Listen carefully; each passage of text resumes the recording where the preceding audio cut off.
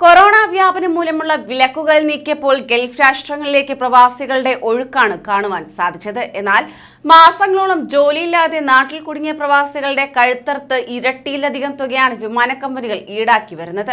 എയർലൈനുകളുടെ അധിക ബാധ്യത യാത്രക്കാരിൽ കെട്ടിവെക്കുകയാണ് എന്നാണ് വിമർശനമുയർന്നത്. എന്നാൽ പ്രവാസികൾക്ക് ആശ്വസിക്കാം, ഉടൻ തന്നെ ആ വാർത്തയെത്തും. നമസ്കാരം, പ്രവാസി മലയാളിയിലേക്ക് സ്വാഗതം. പ്രവാസി വാർത്തകൾക്കായി ഈ ചാനൽ സബ്സ്ക്രൈബ് ചെയ്യൂ.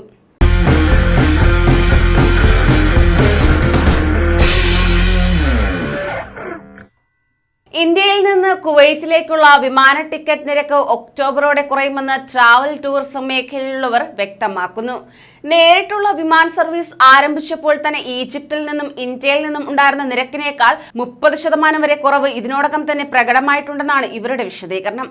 മാസങ്ങൾക്ക് ശേഷം നേരിട്ടുള്ള സർവീസ് പുനരാരംഭിച്ചപ്പോൾ അതിഭീമാകരമായ ടിക്കറ്റ് നിരക്കാണ് ഈടാക്കി വരുന്നത്. എന്നാൽ 30% വരെ കുറവിൽ 350 തുടങ്ങി 370 ദിനാറിന് ഇപ്പോൾ ടിക്കറ്റ് ലഭ്യമാക്കി തുടങ്ങിയിട്ടുണ്ട്. കുവൈറ്റിൽ എത്തിപ്പെടാനുള്ള ബാഹുല്യവും വിമാനങ്ങളുടെ എണ്ണത്തിലുള്ള കുറവും അമിത നിരക്കിന് വഴിയായി. സെപ്റ്റംബർ അവസാനിക്കുന്നതോടെ തന്നെ കൂടുതൽ വിമാനങ്ങൾ സർവീസ് നടത്തുമെന്നാണ് സൂചന. ഇതോടെ കോവിഡിന് മുമ്പുണ്ടായിരുന്ന പതിവ് നിരക്കിൽ ടിക്കറ്റ് ലഭ്യമാകുമെന്ന് ട്രാവൽ ഏജൻസികൾ കരുതുന്നു. കൂടാതെ കുവൈറ്റ് അന്താരാഷ്ട്ര വിമാനത്താവളത്തിൽ നിന്നുള്ള വിമാന സർവീസ് 2 ആഴ്ചയ്ക്കകം വിപുലപ്പെടുത്തുമെന്ന റിപ്പോർട്ടുകളും പുറത്തുവരുന്നുണ്ട്. പൂർണ്ണതോതിൽ പ്രവർത്തനം അനുവദിക്കുന്നതിന് വരെ സാധ്യതയുണ്ടെന്ന് കുവൈറ്റിലെ അൽഖബസ് ദിനപത്രം റിപ്പോർട്ട് ചെയ്തിരിക്കുന്നു. അടുത്ത ദിവസം ചേർന്ന കോവിഡ് എമർജൻസി കമ്മിറ്റി യോഗം സ്ഥിതി വിലയിരുത്തുന്നതാണ്. ഇതിൽ ആരോഗ്യ മന്ത്രാലയത്തിന്റെ നിലപാട് നിർണായകമാകും. നാട്ടിൽ കുടുങ്ങിക്കിടക്കുന്ന ഇന്ത്യക്കാരടക്കമുള്ള പ്രവാസികൾക്ക് ആശ്വാസമേകുന്നതാണ് ഈ വാർത്ത.